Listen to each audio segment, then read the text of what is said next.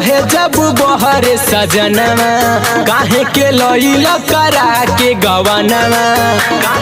ए राजा सुनो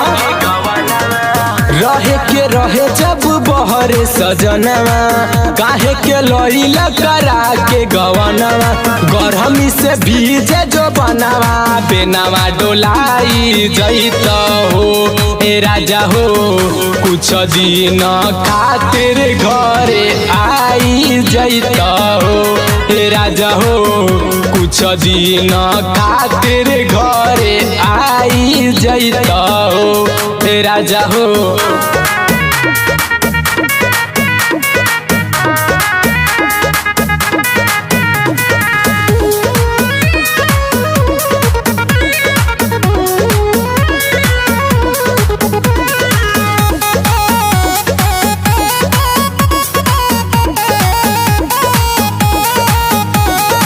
आवे जब पिया तोहर याद रोए लागे कनवा के बाली। तोहरा बिना फीका लागे ओट के तनो लगाई ओठ लाली।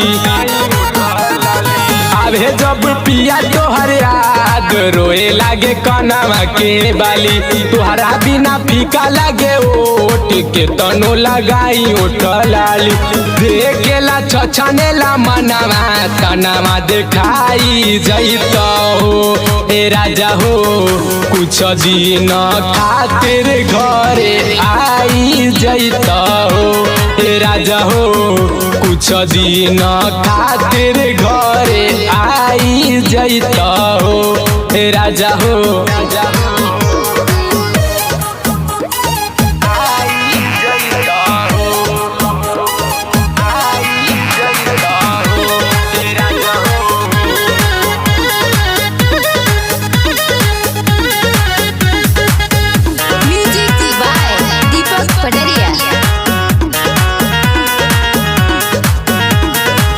यऊ संदीप राज दिलावा के बुझल चारी।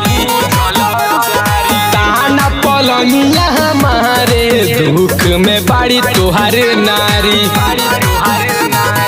यऊ संदीप राज दिलावा के बुझल चारी।